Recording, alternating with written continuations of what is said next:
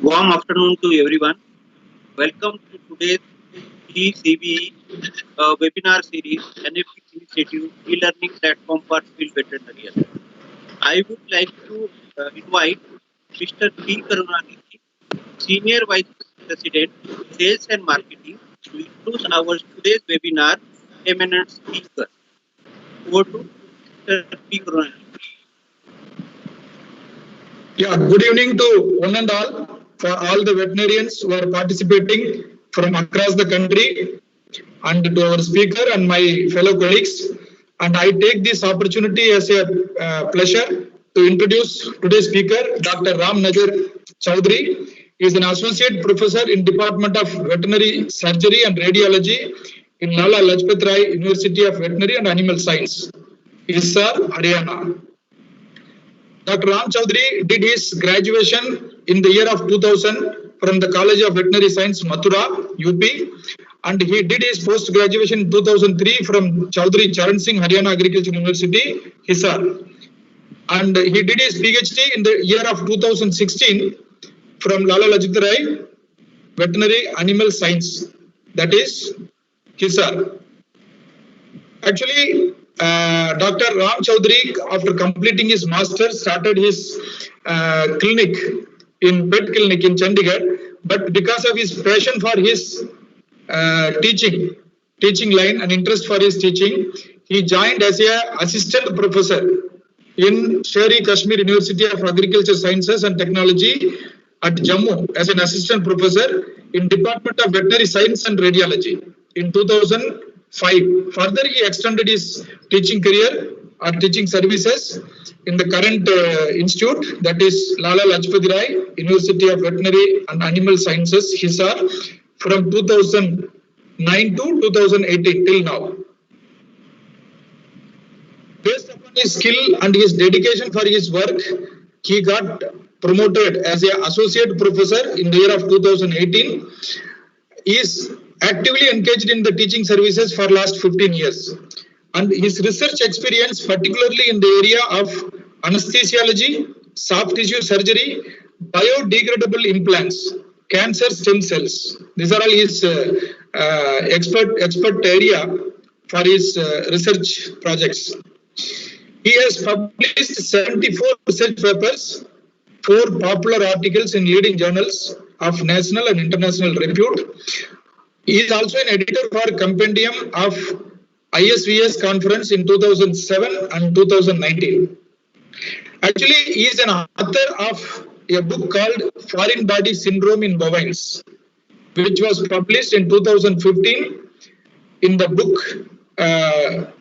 form, Surgical Management and Intervention in Livestock at Field Level by Astral International Limited, Ansari Road, New Delhi. So these 2 books he has published, and this year he has also written a chapter in one of the book being written by Dr. RPS Tyagi, Jit Singh and Sukhbir Singh. The book name is Anesthesia in Ruminants, and also in the textbook of ruminant surgery. So that is also getting published by a publisher from New Delhi. Actually, Dr. Ram Chowdhury is a recipient of various awards and accolades, and the list is a big list. I would like to mention some of them. He has got Chancellor's Gold Medal, Best Veterinary Graduate Gold Medal, and Dr. S.L. Kulshrestha Memorial Gold Medal, and Dr. R.B. Singh Memorial Gold Medal, and Pfizer Veterinary Gold Medal. So there are so many such gold medal. He has got it, and he is also selected as an MUSC program under Commonwealth Fellowship UK, and he also has got Junior Research Fellowship in ICAR and also Senior Research Fellowship by the same institute, ICAR, during his studies time.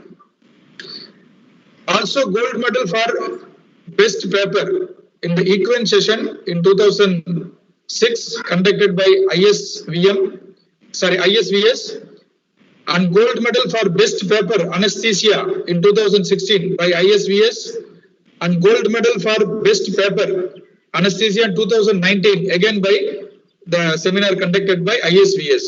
So, he has got so many gold medals and he has written a book. And today's subject is also the foreign body syndrome, that is what he is going to enlighten all the participants regarding this subject, and his experience he is going to share.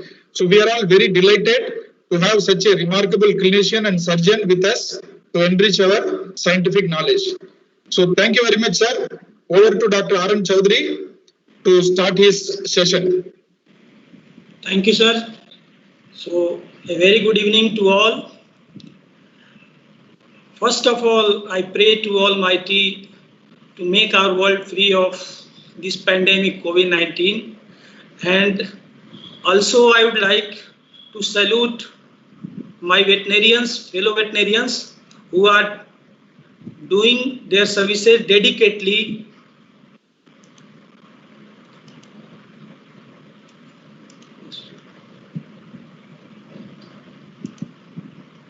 and who are serving this our pet livestock sector as well as poultry sector, different farms, day and night, without any interruption, without any hesitation in serving the farmers as well as the poor people of this country, day and night, relentlessly.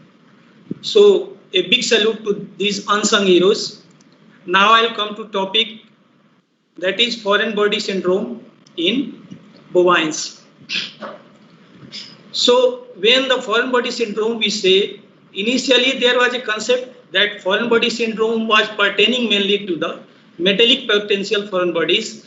When any animal, our dairy animal, ingests most of the time any kind of metallic potential, means the foreign body which can penetrate, which can injure, which have ability to injure the stomach tissue or the GI tract. So any such foreign body, initially they were considered to be mainly metallic, but later on it has been found, and due to extensive use of the plastic in this modern era, last 2 decades, we are seeing that everything is being carried in the plastic, being wrapped in the plastic, especially the food materials, disposable food materials, and the carry bags. They are a great menace for our cattle population, especially the stray cattle which is roaming here and there. So in foreign body syndrome, mostly we will focus on our penetrating foreign bodies, but side by side we also take this plastic menace. So basically there are two types of foreign bodies. One, as I told, potential foreign bodies, means such kinds of foreign bodies having ability to penetrate, having ability to injure. So they usually result in its disease or a syndrome, you can call it foreign body syndrome, in which the traumatic reticuloperitonitis, where they injure and cause the peritonitis in sequelae and its associated complication. So potential foreign bodies means the metallic wire, nails which can penetrate, they result in TRP and its associated complications. However, in case of such foreign bodies like plastic, polythene bags, ropes, leather pieces, they are not able to penetrate, but they also cause problems, and they cause mainly occupy the space and cause the obstruction in the GIT and impaction of the rumen most of the time. We will call this term as a plastic menace. So if we see what are the different etiology, we can classify the etiology of this foreign body syndrome, the regions of this foreign body syndrome, in two groups. One is beyond our control, that is natural, that we cannot manage, that we have to go through, and another one is a little bit man-made, means man has contribution by its socio-economic structure that is making the incidence of disease more higher. So in natural regions, the first region is indifferent manner of prehension.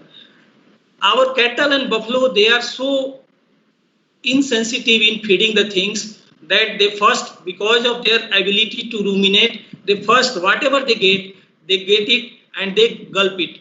So without any much mastication, they do little mastication and they then deglutation. So without any much effort, they take whatever they get, they take it and go.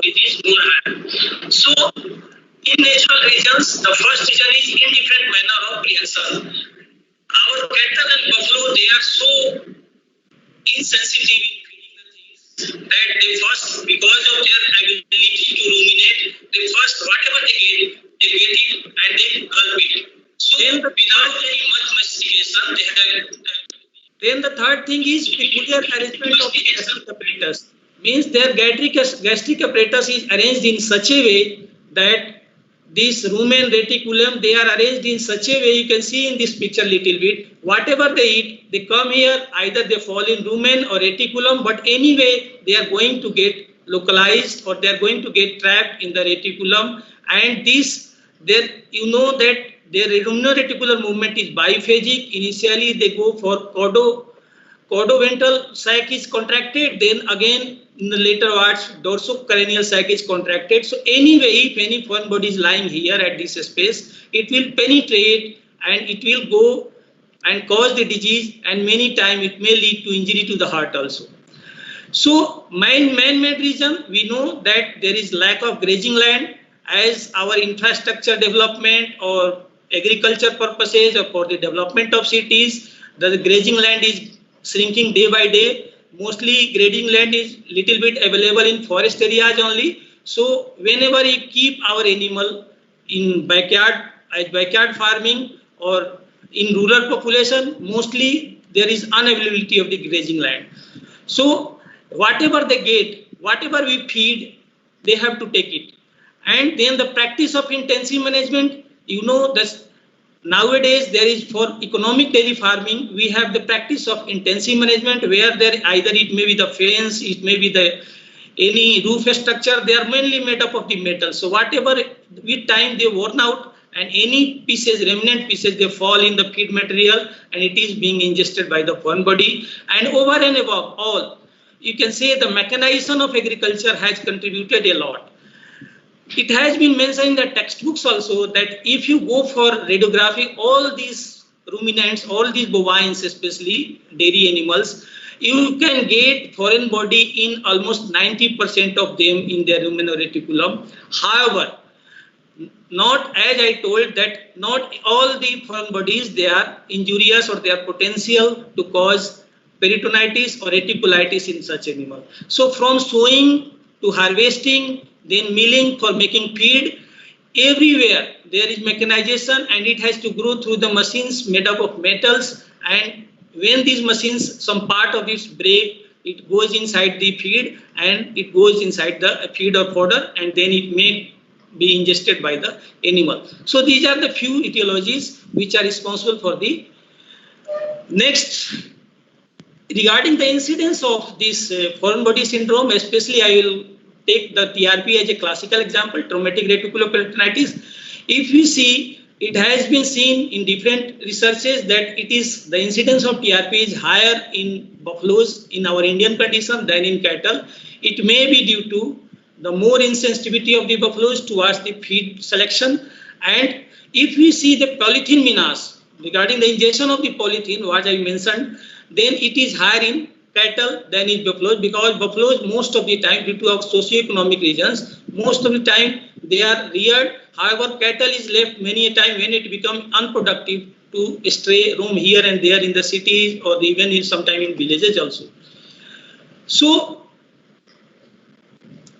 polythene menace is basically a problem of stray cattle and the unproductive stray cattle. Pathogenesis, if you see how disease progresses, then we can see that once the foreign body is ingested, now there is a chance, there is a good chance that if the foreign body is sharp and penetrating, it may get sometime lost in the pharynx or laryngeal area of the animal. And you can see a lot of example we have recovered. We have recovered the fish soup. We can see in such cases what happens, the fish soup goes and it was trapped on the side of the larynx. However, the thread of the fish soup, it was below, strangulated below the tongue region. So even if the owner can see that there is fish hook, but he was not able to retrieve it. Similarly, we saw a case where we can see this wire piece lying in the nearby the laryngeal region, to sometime near the below the mandibular region, and sometime in the pharynx region. So whenever we see such cases, the only treatment is animal will suddenly stop. It is no other parameter is disturbed. Only thing is it will suddenly stop the feeding it will suddenly stop even drinking water also. And in such cases, what you have to do, it may have more salivation, and you have to first go for sedating the animal, apply a mouth gag, and manually, most of the time, we remove this foreign body from this area by hand, with help of our hand, or sometime we have developed our indigenous endoscope type instrument. We can visualize and we can retrieve by hand. Then, if that is not, most of the time, if that is not trapped, frequently it is passed in through the esophagus in the forestomach area, or what we call rumen and reticulum. It may directly fall in the reticulum also due to its heavy weight, or it may go to the rumen. So once either it go to the rumen or reticulum, it gets lost due to this movement, this biphasic movement of this ruminal-reticular movement. It get inside the foreign body, lodged in the reticular area, and get trapped in the honeycomb of the reticulum. The structure of this rumen, reticulum and omejum is such a way that anywhere you put a foreign body in reticulum or rumen, it will go and trapped in the reticulum. And this you can see little bit for reminding the anatomy, that if anything is coming inside this is the reticulum, it is from the right side, this is the omejum, this is the rumen, this yellow area, and this is the abomejum. So if you see from this area that if any foreign body is coming inside here or here, it will get and trapped here. And reticulo-omegal orifice is located at such a way that most of the foreign body, mostly, it is almost impossible, I think, to move a foreign body through a reticulo-omegal orifice to the abomejum. So most of the 99.9% they are trapped in the reticulum, and as I told you, the movement of ruminal-reticulum, firstly this pordo-ventral sac they contract, and later on in other phase this cranio-dorsal sac they contract. So anyway, if any foreign body is lying here, it will have the tendency to penetrate, and most of the time 70-80% of time towards the cranial side, towards the anterior side. And you can see towards the anterior side there is diaphragm just touching the reticulum, and the heart anterior to the diaphragm in the thoracic cavity. However, it can be deviated by its angle or entrapment, and it may go as a rare sequelae to other side. It may penetrate the other side in the liver sometime in diaphragm, other portion of the diaphragm, or in other side on the spleen and other things. So the common sequelae when the foreign body penetrates, reaches a reticulum due to ruminal-reticular movement, it penetrates the reticular wall. And keep in mind, as I told, that 90% of the animal have one or other foreign body, may be potential or non-potential. But if the foreign body is potential, means having ability to penetrate, may be metallic or may be non-metallic, sometimes even coconut broomstick or toys, some rod-like shapes from the children's toy, it has been found to be made up of stiff plastic to be doing this TRP. So when they penetrate the reticular wall, every one of us knows that this reticular wall has 4 layers from inside to outside. It is the mucosa, submucosa, muscularis and serosa. Until and unless it penetrates the serosa, there will be no symptom. Only it penetrates the serosa, the inflammatory process will start, animal will feel pain, and then it will start showing the clinical sign.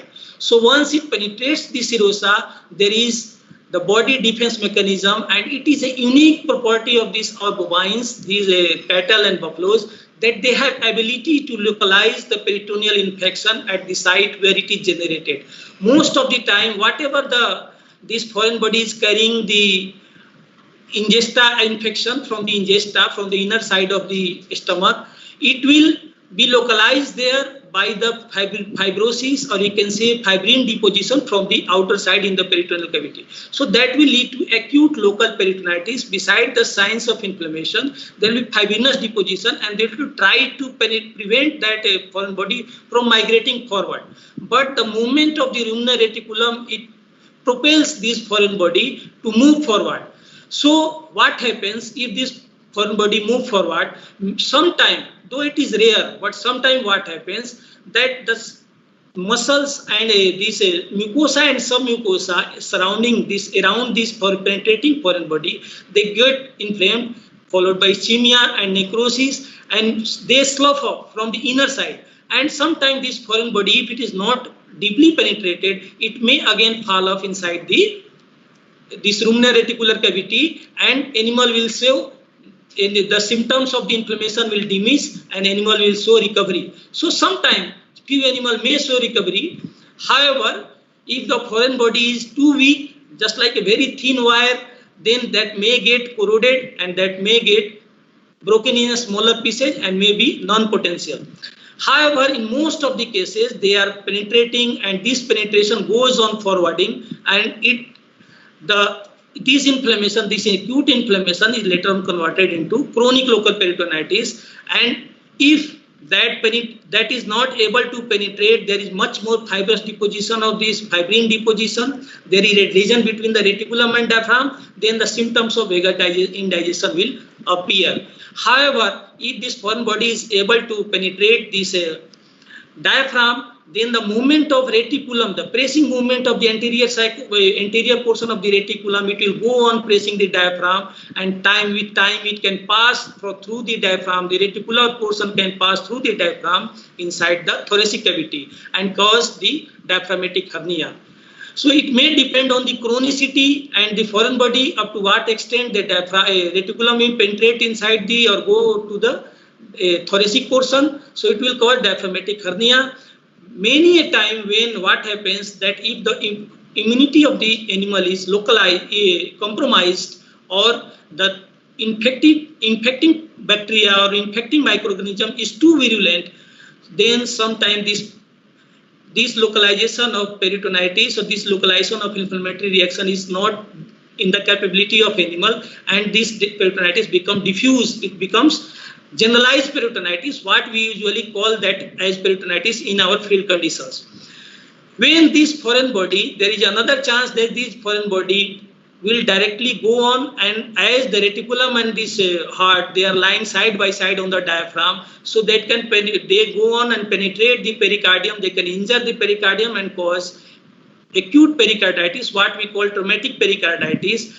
And if there is excess of effusion, it will lead to much production of procardial fluid. Then there will be more accumulation of fluid inside this pericardial sac. It will lead to decrease in the venous return, and ultimately animal may die of the chronic heart failure. So once there is a condition of acute pericarditis, then traumatic pericarditis, then the chances are or prognosis of the condition becomes grave. Sometimes animal may make balance between the injury and its accommodation, and that in that condition the pericardial fluid will be again reabsorbed, and there will be butter bread appearance, adhesion between the pericardium and the myocardium, and it will lead to chronic pericarditis, what we sometimes call it constrictive pericarditis. Even that time the circulation will be compromised and heart will not able to be dilated to its complete extent.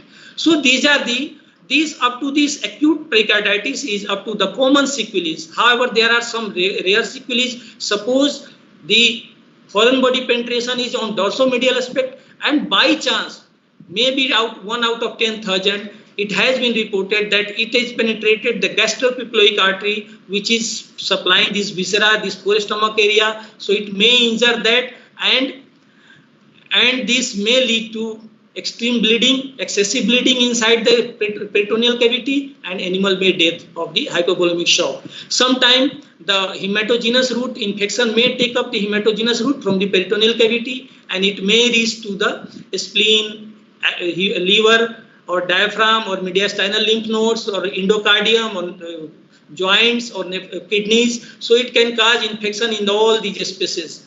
Then in acute pericarditis, a condition has been reported sometime that it has directly gone and striken the area where the coronary artery was traveling. The major branch left or right coronary artery was traveling. So it can go and directly injure that, and at that time it will bleed, and whole of this pericardial space will be filled with the blood, and with what we call is cardiac tamponade, and animal will die suddenly. So these are few common and rare sequelae, but we will see mainly the common sequelae, that is our TRP portion.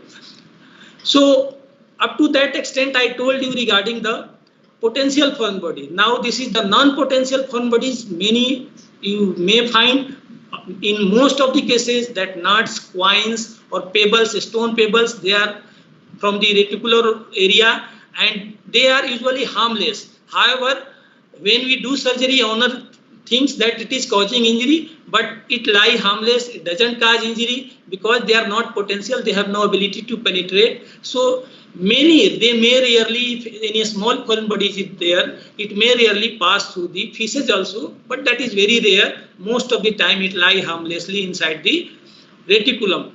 Then materials like plastic, clothes, ropes and leather pieces, they are actually the one of the problem nowadays we are facing, that with our stray cattle they go and get accumulated inside the rumen and reticulum and go on accumulating, and the movement of the forest stomach, what does it churn these all plastic material, rope and these leather pieces and whatever it is which is not being degraded by these ruminal bacteria. So they go on churning and make just a bunch or such a bulky structure that it is very difficult to remove from the incision, usual incision we made. And the normal rumenotomy case, we take around 1 hour or 1.5 hours. However, this may case 3-4 hours in removing this bunched, or you can say this entangled or churned.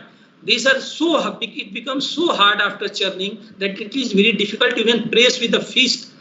So once they occupy all the space in the rumen, most 80 to 90% of the space is occupied, then the ruminal microflora, their environment, their ecosystem is disturbed, and sometimes they may just block or partially or sometimes completely this reticulomedullary orifice. That's why these animals, they pass very little feces. So this is a sign which we usually observe in cases of the stray cattle. So how to diagnose this condition? As this condition is very usual, most of our fellow vets, they get here these cases frequently in field condition, but we have to consider these symptoms. The symptoms which I have mentioned here in different color other than white, they are the more prominent by which we can make little bit differentiation. As I told that this dull, depressed and stiffness, some people say that temperature may, or temperature and heart rate, it may increase, or some say it may not increase. We have not seen much significant difference. So these are not of much importance. In every condition we see these symptoms. Yeah, if this animal is lactating, then we can say that there will be drastic, means within 2 or 3 days there will be drastic reduction in the milk production. Suppose an animal was giving 20 kg of milk, it will suddenly come to 5 kg, 4 kg of milk within a day or two. Then there will be one of the more important symptoms, that if you palpate this ruminal movement through the left flank area, you will find there will be atony, because these ruminal muscles, they get fatigued and then become atonic. So there will be ruminal atony along with impaction. Either that case may be in buffalo due to this foreign material, this potential foreign bodies, wire nails, or this may be in case of stray cattle. You will get impacted this rumen. And tympany is a major symptom. In 80 to 90% of cases, you can say, you will get tympany either recurrent or one or other. You will get in history, yes, there was a tympany some day before at presentation, whatever it is, but you may get, usually you will get the history of tympany. However, it is not essential in all the animals. Some animals, they may not have tympany, but whenever you get a sign of tympany along with the ruminal impaction, you should make a doubt for this traumatic reticuloperitonitis. Another important symptom is, as we are being on the referral hospital, so most of the time we receive the chronic cases. So these animals, they may be either refractory or not responding to the medicinal treatment. Refractory means they may be responding to the treatment. If you're going to give this antibiotic and analgesic, they will respond, they will show some betterment for a day or two, but later on, if with the stoppage of medicine, again they will be showing the symptom, or they will be okay for suppose 1 week, and again after 10 days they will be showing similar symptom. So this is an important symptom, that if animal owner give history like that animal is responding to medicine and again it is falling to the disease, then you may suspect for that. Beside this, the textbook symptoms are much given here, the like grunting during movement or whenever there is pressure on the abdominal cavity, means anything which is leading to increase in the intra-abdominal pressure and grunting by the animal. But we usually do not observe this symptom in our own clinical practice. This symptom or this history can be given by owner that on animal shows disinclination to lie down, means owner will give you history like that. It stands for long hour. It is not as usual as it was when it was normal, or once it is get down, then it will not getting up. It will not get up with the normal as like the healthy animals. It will take time. Either it will not sit down, or if it will sit down, it will not getting up frequently. So this is one of the symptoms where you can have doubt of foreign body syndrome. Then such animals have abducted elbows while hind limbs are more held under the body. That what we call the tucked up appearance. What animal do that if there is penetrating foreign body from the reticulum to diaphragm, so animal try to make more gap. It try to make more gap between the reticular and diaphragm by its body posture, and in that effort he makes his appearance as gowned or tucked up due to this pain due to the foreign body. So this is maybe a good symptom. These symptoms we have observed many a times, but not mentioned much more in many places, in many books. That is the trembling of muscles over the left side of the back of elbow. We usually observe most of the time in 30-40% of cases you may get trembling of the muscles over the elbow region. Then in chronic cases, as I told you, without any good reason, you will be getting history of indigestion or reduced milk flow, but you will not be able to make out that what is the reason. There is no fever, there is no parasite or hemoprotozoan coming in the slide, but still this animal is having some problem like that. So in chronic cases, you may get that. So this may indicate that animal may be suffering with the foreign body syndrome. So I have some pictures which you can say this is a usual picture of animal buffalo suffering with the foreign body syndrome, or what we call traumatic reticuloperitonitis. Most of the time, you can see that animal is getting weak with time, and there is maybe or may not be, but there will be usually mild tympany, and you can see otherwise there will be no much more any prominent symptom. In another condition, you may get buffaloes like this where there will be persistent tympany. Owner will tell that this tympany is persistent once the needle is being put here by the field practitioners who are helping the farmers in field conditions by needle or some other trocars. So there will be relief, again there will be tympany. So if there is a case of persistent tympany, most of the time what you have observed, either this is a case of generalized peritonitis, or this is a case of reticular abscess, or this is a case of diaphragmatic hernia. So most of the time either it is a case of DH or reticular abscess, or sometimes generalized peritonitis of these animals. So if you see a persistent tympany case, you should suspect for that. Then this is a very evident case, you can say, that if there is a enlarged brisket edema and there is a engorgement of this jugular vein or jugular pulsation, though it is very, you can say, last stage symptoms, and there are the open mouth breathing, animal is staring, sometimes it may appear dehydrated, though there is edema. So in such condition, this prominent jugular vein, brisket edema, open mouth breathing, they are the typical symptom in case of the traumatic pericarditis, and you should see that such animals have very poor prognosis. So these are very evident. In such condition, it is not very, you can warn the owner of the prognosis and go for the further treatment. Then there is one symptom that you can observe in field condition, in initial condition. What happens that sometimes foreign body penetrate, and beside, instead of going this anteriorly directly or cranially, it penetrate the body wall on the lateral aspect, and this is the usual site from where it appears in the form of the abscess. So if you get a soft swelling behind the elbow region in this area on the lateral aspect of the thoracic area, then you should suspect, okay, even if oncentesis pus comes out, then always after lancing or incising this abscess for the drainage of pus, you should put your finger and examine it thoroughly. Even if you have no facility for the radiograph, you should examine it thoroughly with your fingers, that 90% of time there is a chance that some foreign body might have progressed from the reticulum towards this lateral aspect, and there would be here or somewhere you may find, and you can retrieve it from this place, so animal will be okay after that.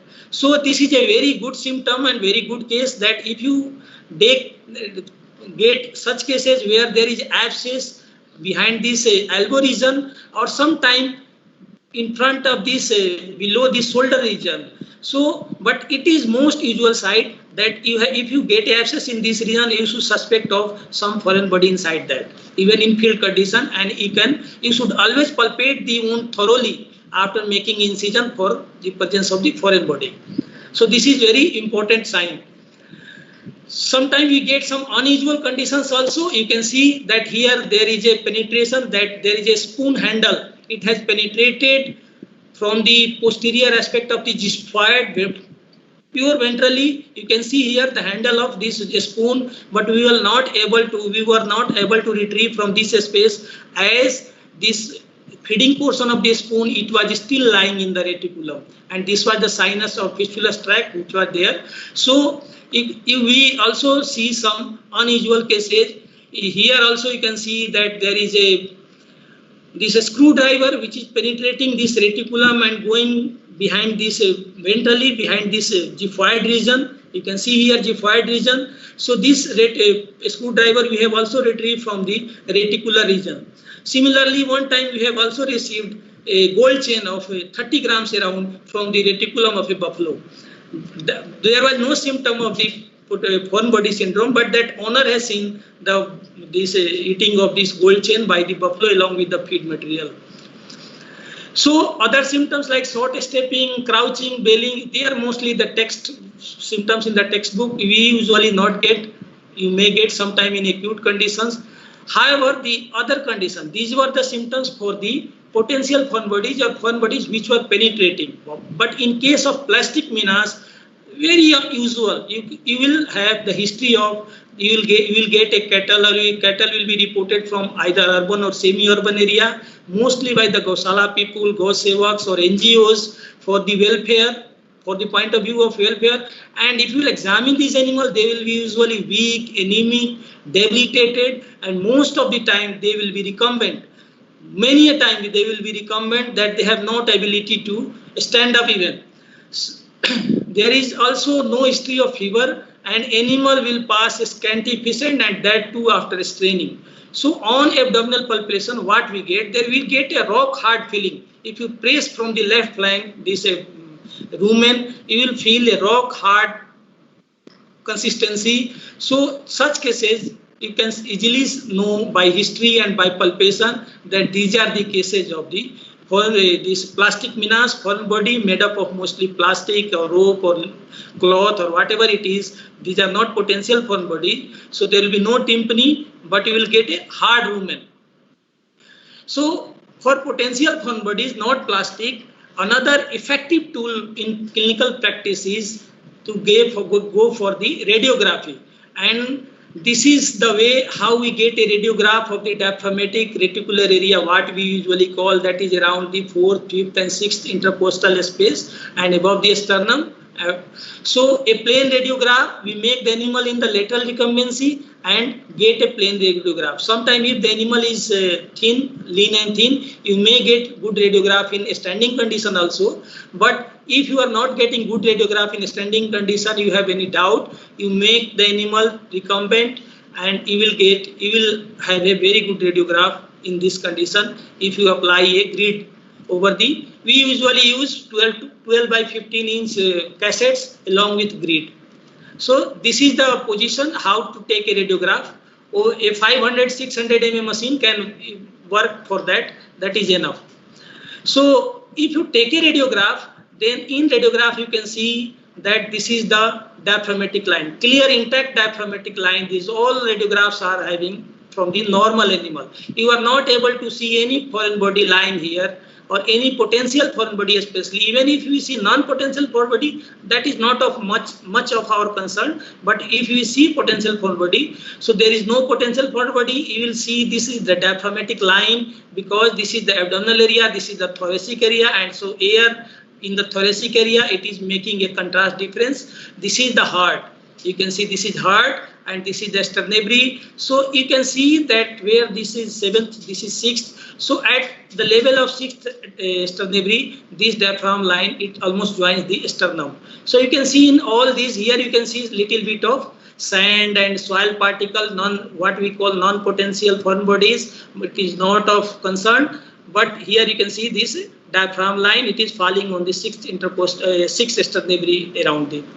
Here also you can see this is heart, this is diaphragm, and radiograph sometimes may be of good quality. You may even be able to appreciate the honeycomb structure in the reticulum. That is even visible here. So this is a normal radiograph. This is also a normal radiograph. You can see here the sternary and this thoracic area. This is shadow of the heart, and this is the luminal reticular area.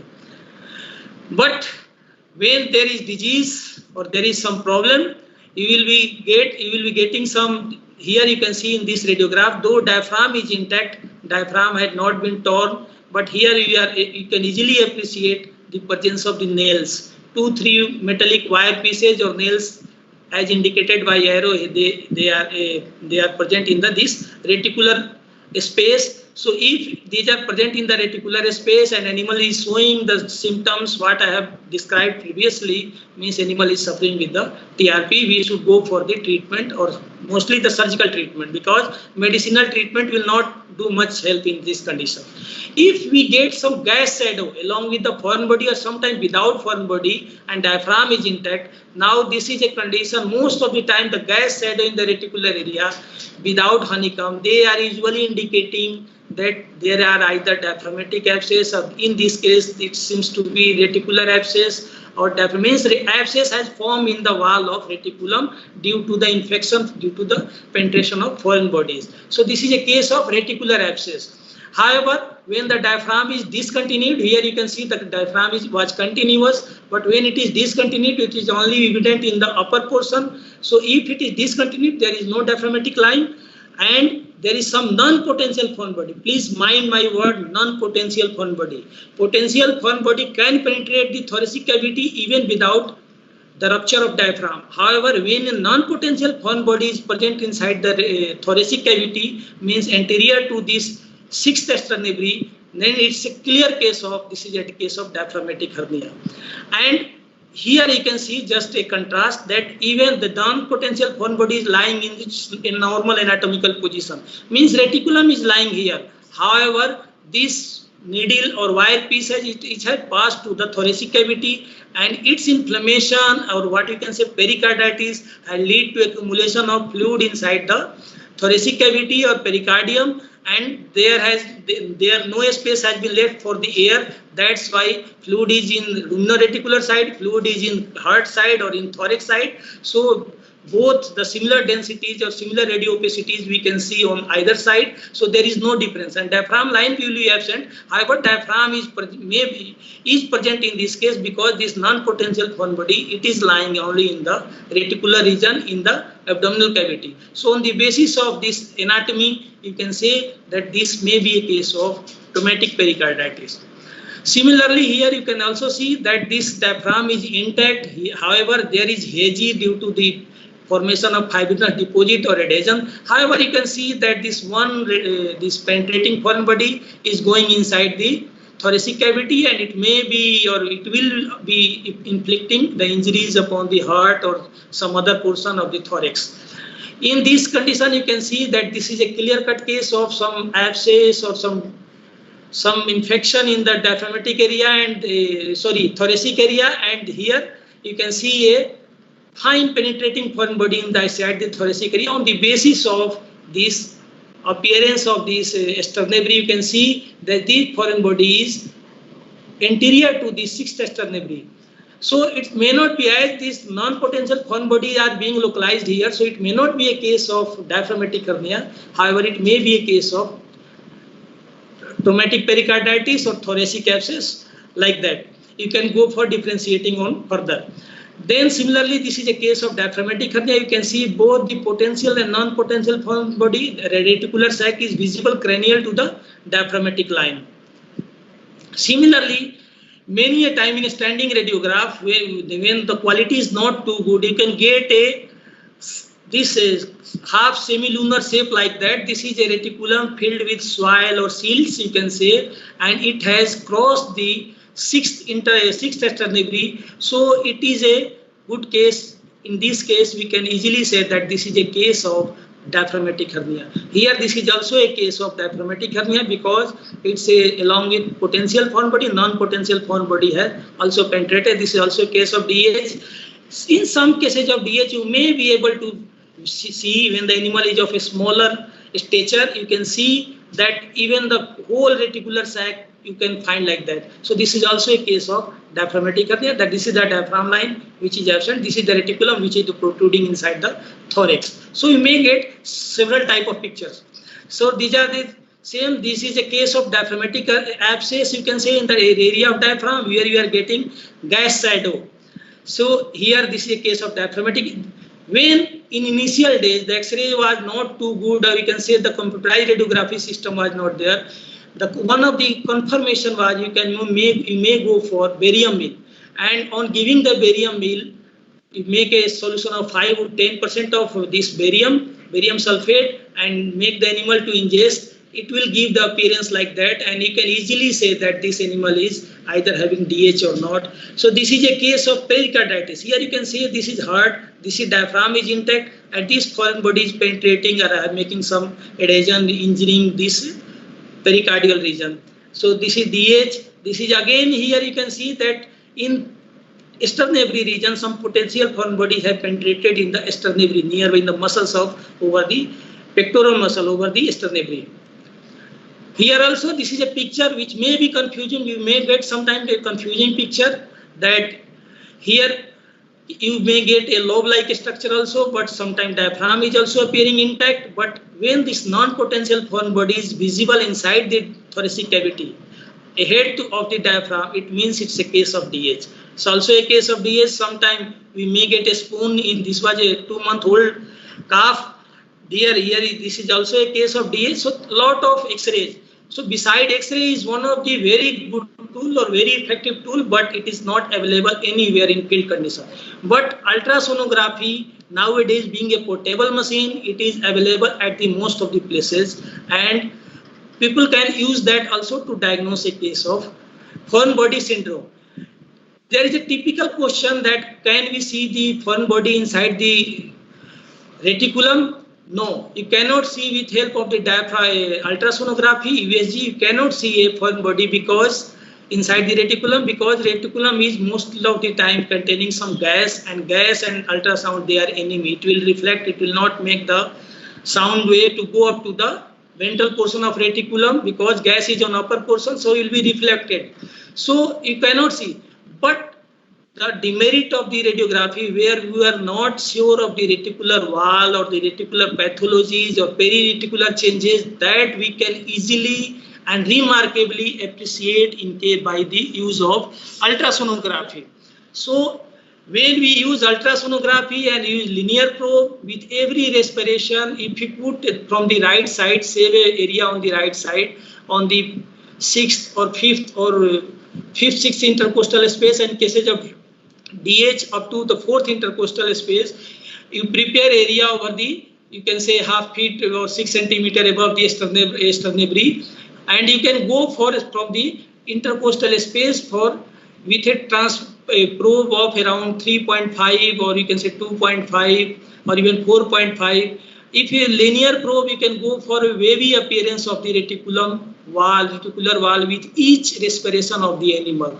However, if you use a convex or microconvex, you can see the probe for this sonography, you will see a semilunar shaped reticulum that will be clearly visible, and that will be confirmed with the movement of the reticular wall, because in each 3 minutes you can see 1 or 2 movement of the reticular wall which will go downside with every reticular movement. So if you guess a semilunar shape, this is the, you can say this is the reticulum. So with every movement it will go downside and sometimes it disappear. So this is a very good tool. And if there is any abscess in the reticular wall, or if there is peritonitis more increased in the fluid or fibrinous deposit or fibrinous threads are floating in the peritoneal cavity, you can easily appreciate with help of the sonography that you cannot appreciate by the use of radiography. So this is a very good advantage over the radiography, that you can see the changes in the wall of reticulum, or you can see the changes in the perireticular area if any pathology is going on there. Then in hematological profile, not of very, but you can have idea if you have the symptoms. So in early cases, when the case is not too late, you will get the TLC within the normal range. However, there will be increased percentage of the neutrophils with shift to left, means more immature or more unloved neutrophils will be more loved where there will be no lobulation, means immature neutrophils will be in the circulation. But once this peritonitis, that acute localized peritonitis, it get diffused, then this lymphocyte neutrophil lymphocyte ratio, it get reversed. Usually we see in normal healthy bovines, the lymphocytes are more, it's 55 to 65, and the neutrophils are less. But in acute peritonitis cases, they get reversed, and as this case get chronic, older and older, this ratio, or you can say this difference, is compensated to an extent. So as according to the history, we have to interpret our result of the hematology. Then in biochemical profile, it is usually to have hypokalemia, hypochloremia and hyponatremia. This is almost a constant finding in all cases of the, but these are the cases when the animals are anorectic, when there is any digestive disorder, these biochemical parameters, this will be the common appearance. So it's not remarkable, but this can support. One thing is, it say that the mean total plasma protein, it will be in the higher side, and especially AG ratio, it will be almost reverse, means globulin will be more in comparison to the albumin. So that may support your theory to an extent. But if you want to screen animal farm or a big population, then there are more sensitive tests like trypsin inhibitor. You can go for this test, or C-reactive protein, which is produced by the liver. You can go for these tests. These tests are more sensitive if the concentration of trypsin inhibitor is more than 8 milligram per ml in the concentration of blood, in the serum or blood.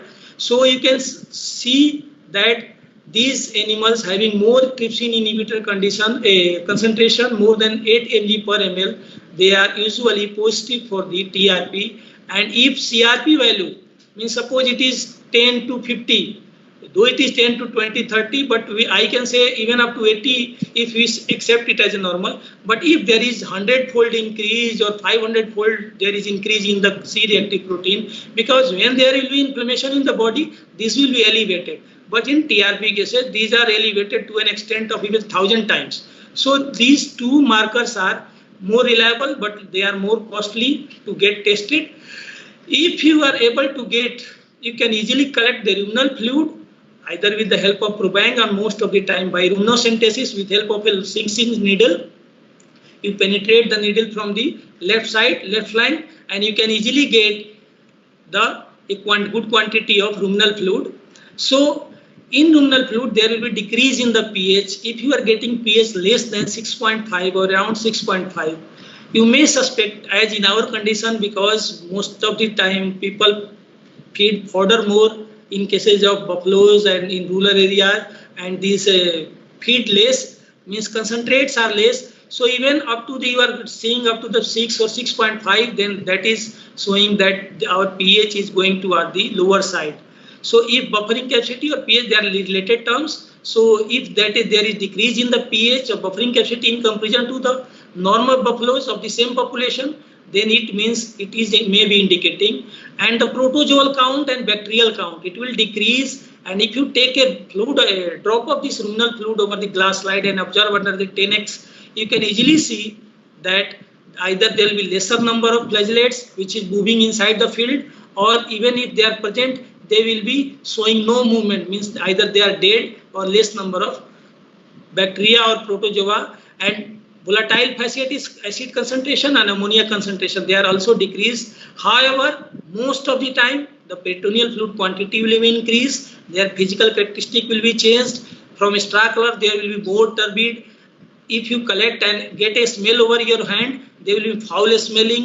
And if you have microscopic facility which is available at the every field hospital, you can see that there will be more than 6,000 nucleated cell. When there is more than 6,000 nucleated cell per microliter of this fluid, it means it is indicating, it is showing the sign of a peritonitis. So these are the few parameters how from clinical science, radiography, then ultrasonography, biochemical, rumen fluid profile and peritoneal fluid examination, we can go for differentiating and have a case of the diagnosis of this foreign body syndrome. If the case is of polythene menace, then only the thing we have to go for are their history as well as palpation and laparoscopy, because in these cases there will be too much such changes, only the hematological hemoglobin will be down and there will be no much more change. Animal will be anemic and debilitated.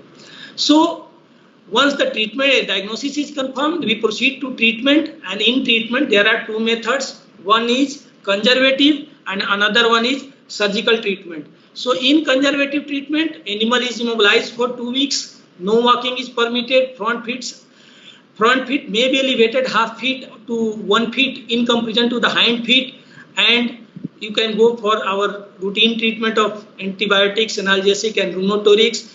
And if the condition of animal is okay, initial fasting of 3 days it may be indicated. However, if the condition is not good, then it may not be indicated.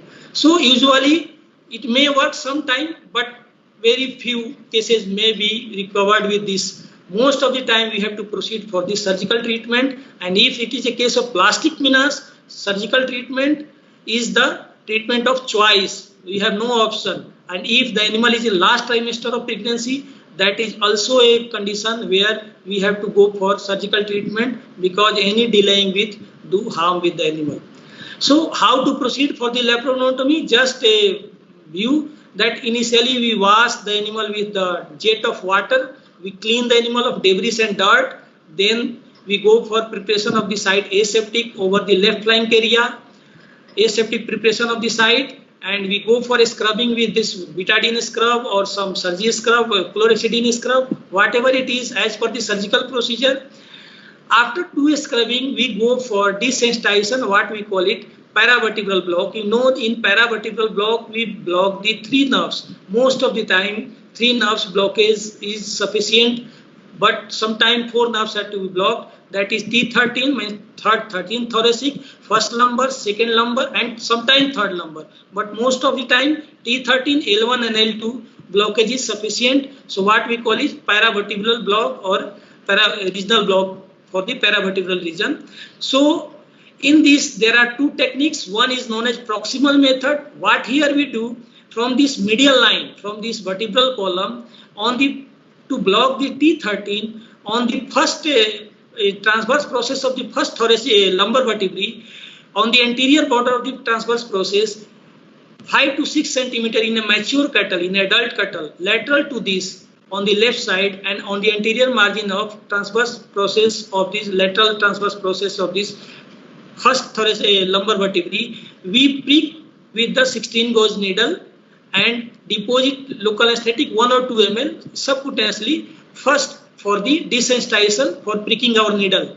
Then we prick half to 1 centimeter, we prick and deposit around 10 ml of local anesthetic. Then we go deep up to the hub in the muscle mass, and again we deposit 10 ml. Because these nerves, when they originate from this intervertebral space, they have 2 branches. One goes to above this transverse process and another travels below this transverse process. So we have to block this both.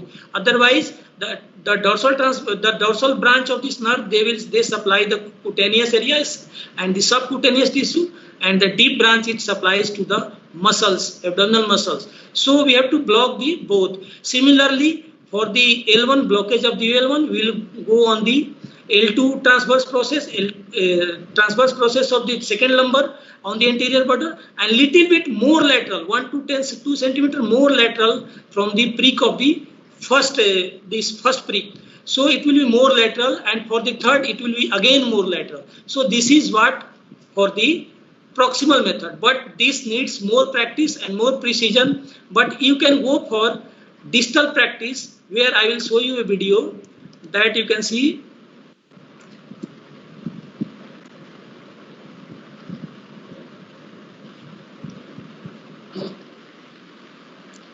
Here we palpate the transverse lateral margin of the transverse process and the anterior lateral margin. We prick the needle, deposit 1 or 2 ml of local anesthetic, and then we go over the transverse process and deposit the local, and we draw the needle. Once the needle is up to this place, we will not draw it completely. We will make it to prick and go below this transverse process, lumbar transverse process. You can see now I will go for the deeper branch on the same side, but deeply. So this is good technique for the beginners. We can go by that, and it will block your nerves, more, give you more safety for your blockage. So this is how we can go for the distal process. So after this, we again go for the scrubbing the area 2 times, and then we go for the giving the incision, and we give here a skin incision. We can see that once the block is perfect, animal stands easily during the incision. There is no pain because the whole of the area is properly blocked, so there is no pain. And for making incision, the incision has to be made parallel. It is parallel to the last rib, and you can say 4 to 5 centimeter caudal to the last.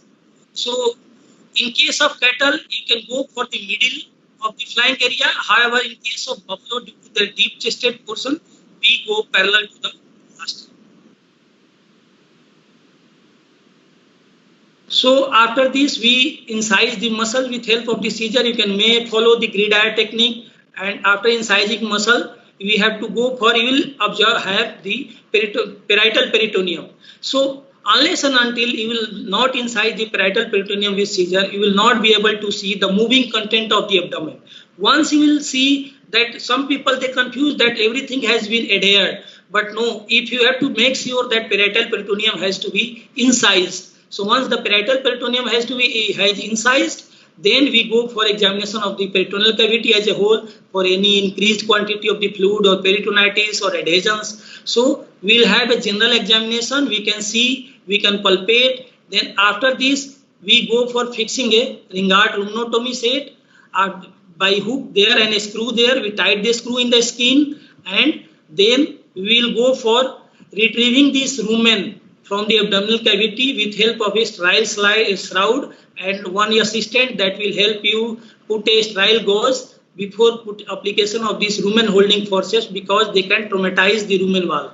So we should always apply this gauze before applying these rumen hooks. So after application of this, we will go for packing of this surrounding of this rumen wall between the rumen wall and the incision side. You will pack with another new drape so that no content of this rumen should go leaked inside the peritoneal cavity. So we'll pack with another drape, and after packing, we go for incising the rumen and discard the blade which has been used. And we remove our instrument trolley from that place and cover it with a sterile drape, and we will not touch now. Now your hands will be contaminated, so we will remove 1/3 or you can say 2/3 of this ingesta. And because you can see in case of foreign body, now I will say here one point, important point, that if that case is of foreign body, there is no DH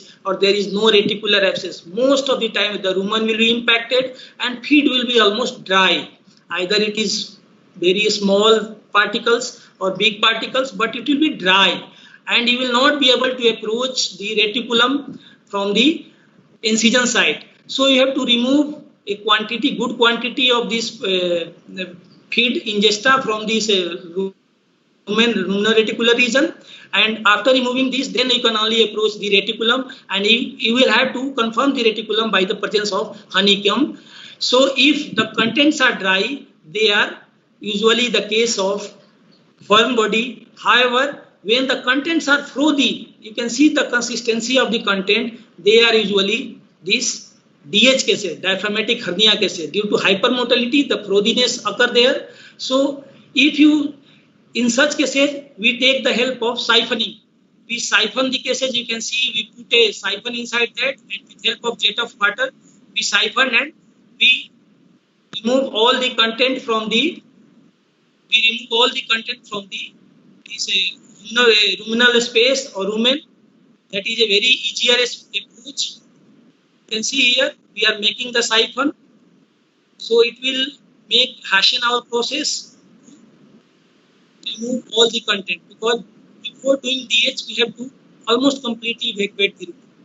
So you can see here. Then after that, sometime even beside the stray cattle, even in some households where these polythenes are not disposed proper way, because most of the time the disposable is one of the big concern which is leading to polythene menace. We may get polythene inside the rumen also. So many a time we retrieve polythene from the rumen also.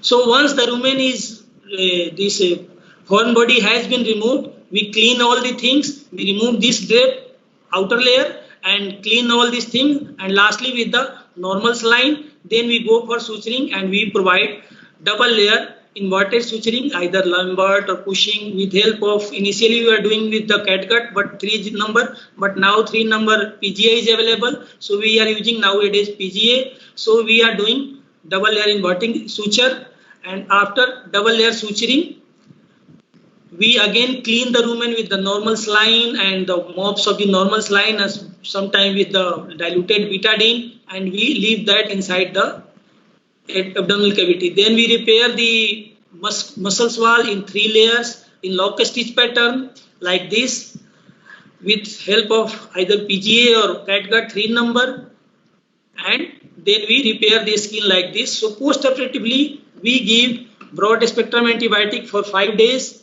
and analgesics for 3 days. Rheumatorics and yeast preparation, they may be indicated, and if there is required, otherwise there is no requirement. If required, you may go for fluid therapy, dressing, and removal of a skin suture is indicated after 2 weeks. Most common complication we get is peritonitis after 4, 5, 6 days. Initially from day just after the surgery, animal will start eating most of the time.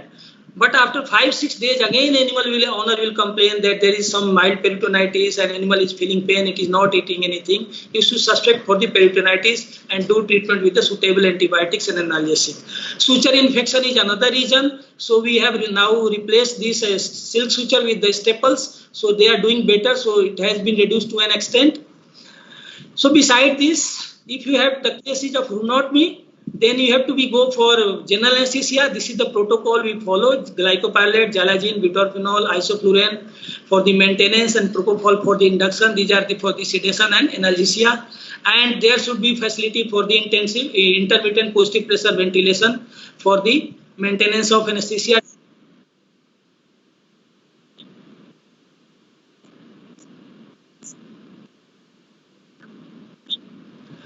So you can see just this. We are not. I am not discussing this in detail, but just little bit. This is also a complication out of that. This is just a picture from live animal.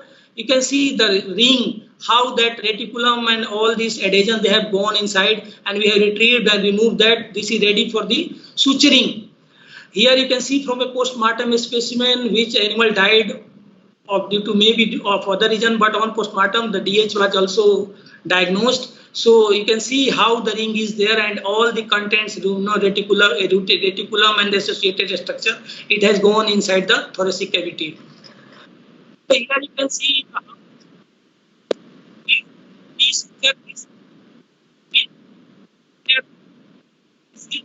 number C.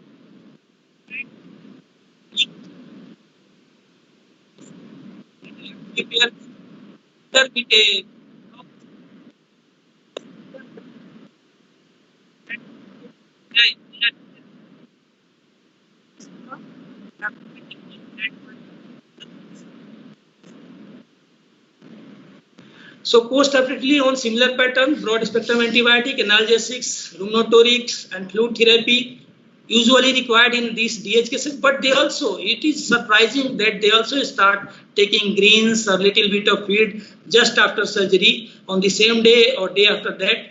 And usually just after recovery, we give some high energy source like jaggery or along with camphor, half kg of jaggery in form of the laddus, along with little bit of camphor for starting or initiating the ruminal movement, and then small quantities of water and fodder they can be offered to the animal, and which should be increased. Owner should be advised to increase it gradually up to 7 to 10 days. And if animal likes, then little salt may be added in the drinking water also. So this is all regarding this foreign body syndrome. And thank you very much. Little bit I am late, sorry for that. So now over to Mr. Smith. Thank you very much, sir. Thank you. It was very informative session, sir. I would like to invite Dr. Amit Singh to take some of the important questions asked by our participant. And I sent you one link also, sir, where also you can see the questions of the participant through your mail. Over to Dr. Amit Singh for the question answer session.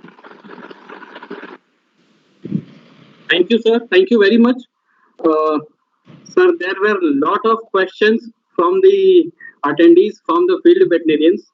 However, I will be taking some very important and most commonly asked questions. Very commonly asked question is, there is the incidence of foreign body syndrome is higher in cattle as compared to buffalo. So some veterinarians, they have asked how far it is true, and if it is so, then what may be the possible reason. The question is mainly asked by Dr. Nilesh sir, and Dr. Anil sir is there, Dr. B.S. Chauhan is there, Dr. Anju is there. They have asked this question. Yes, okay, sir. So what I said during my presentation, that also that it has been reported from the text that in our Indian scenario, that in buffalo the incidence is higher in comparison to the cattle. The one or two reason you can say is that this is as per the text they has reported, because in our area only you can see buffalo's population in Haryana. Buffalo population is much more, but in overall also it has been seen that buffalo are less sensitive towards their quality of feed in comparison to the cattle. So they are more prone for getting the foreign body, they don't discard. However, cattle is much more, means you can say they may be more sensitive, but there is no any scientific evidence.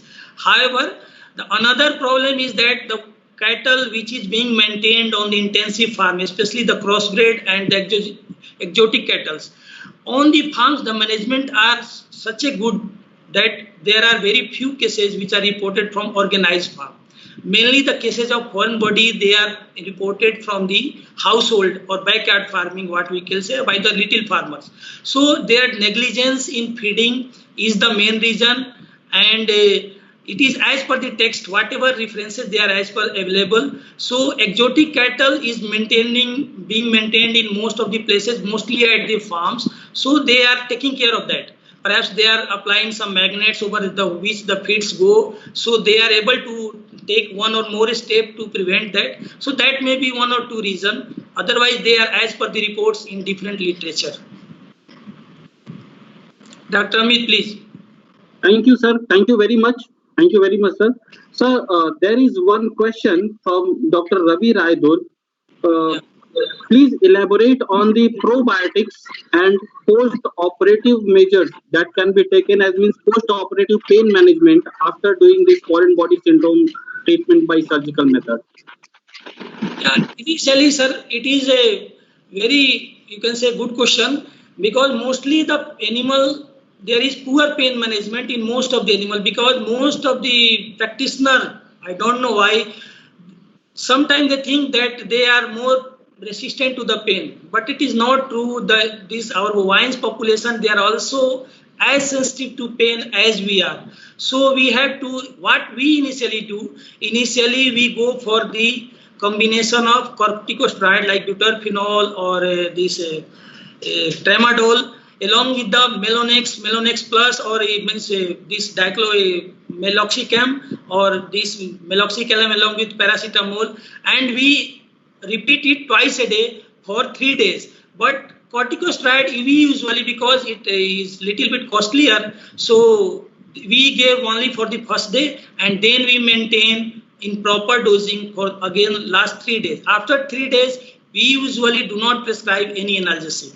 But for first 72 hours, we prescribe these meloxicam plus paracetamol twice a day in good quantity, means as per the proper dosing, maybe 20 ml, 30 ml as per the body weight of the animal, along with the corticosteroid for the first day. This is the protocol what we are following.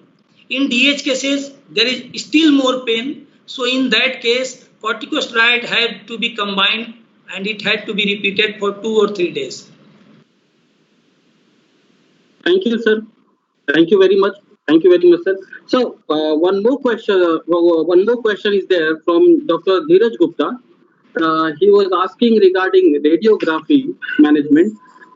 Is there any observation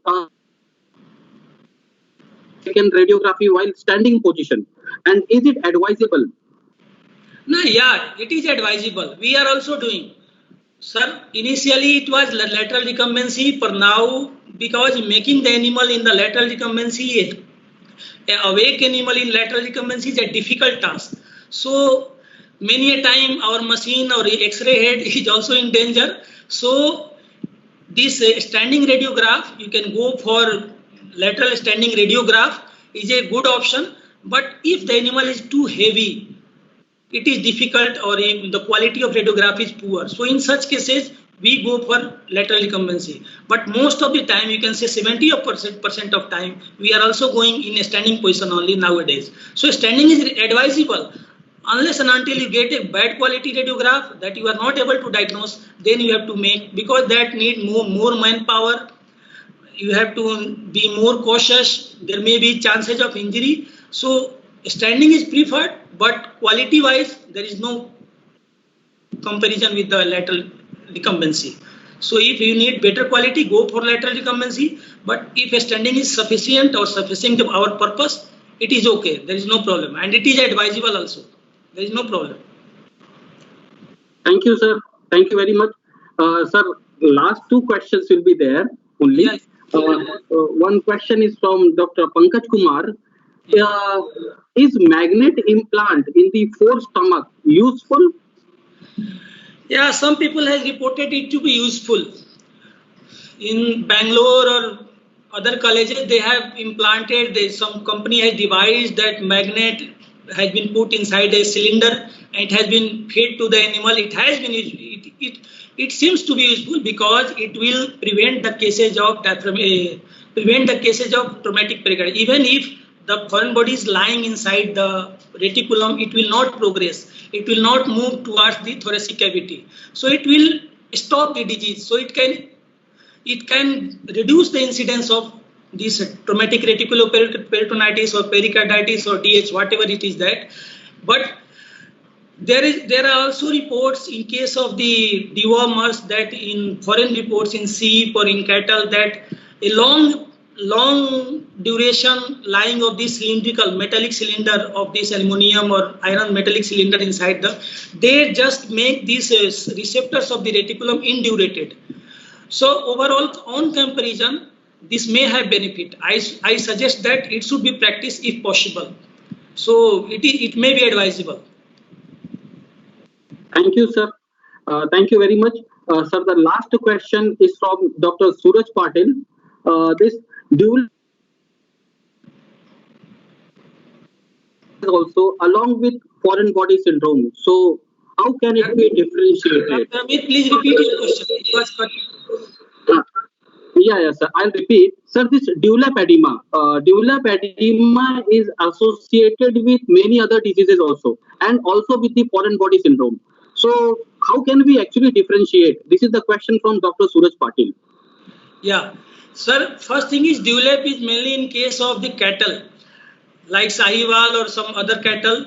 in buffalo, dewlap is usually not there, and most when the edema is progressing from the brisket region towards the upper side, means there is first edema in the brisket region, means in lower region between the forelimbs, and it is progressing towards the upper side, then you may take it as that may be a sign of foreign body syndrome. However, if that edema is progressing from upper side towards the downside, and if there is any symptom of fever or any hot or inflammation is there, because most of the time if there is any infection from the injection, there is cellulitis or some foreign body penetration in the pharyngeal region, they may lead to dewlap edema also. So if cases of cellulitis is there, blood picture will clearly indicate neutrophilia, leukocytosis, increase in temperature, along with the area in initial condition, the area may be hot, and you feel prick, you may get a foul smelling fluid from that. So usually they are the cases of cellulitis. However, in case of foreign body syndrome, mostly it is first the brisket region, that is the area between the both forelimbs, that will be having the edema first, and then it will progress, it may progress towards the back side to the umbilicus and in the frontal sides in the dewlap also.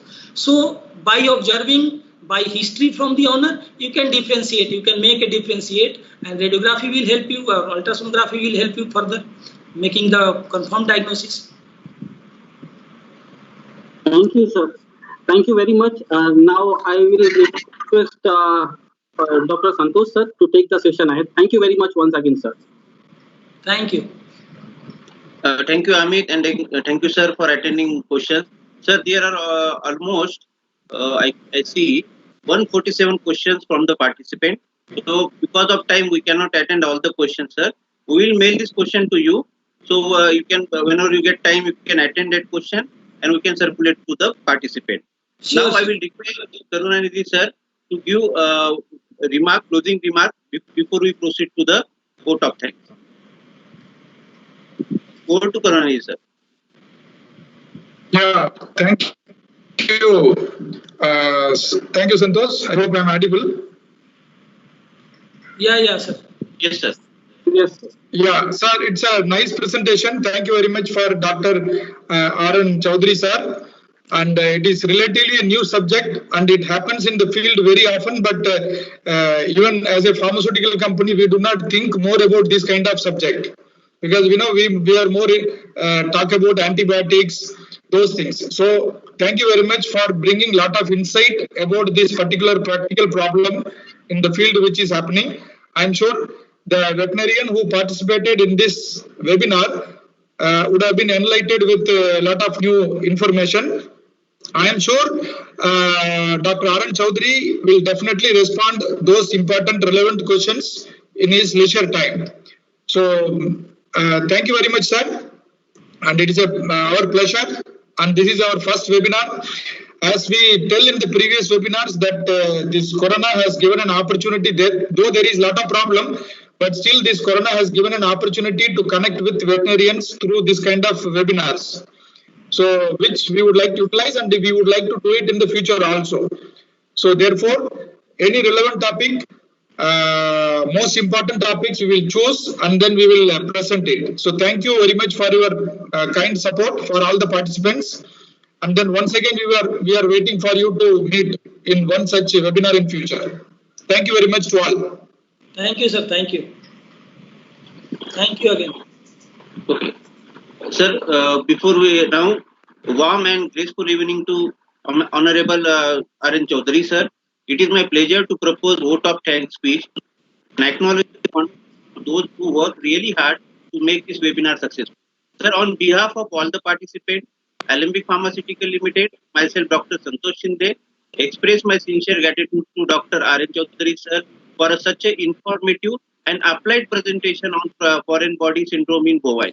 And one take-home point for all the veterinarians is that the common symptoms for the TRP is the tympani. Common finding in TRP is the tympani. And sir, your presentation will definitely help all the participating veterinarians, faculty, students in treat the cases in day-to-day clinical practice, sir. In future also, we will take benefit of such an informative and interesting session that will upgrade our knowledge so we can serve the society. I would also like to thank Dr. Sandeep Kumar, Dr. Robin to make this webinar successful. Last but not least, I would like to thank all the veterinarians for participating and Alembic staff for making this webinar successful. Thank you once again, Dr. R.N. Chaudhary sir and all the veterinarians. Thank you, sir. Thank you, sir.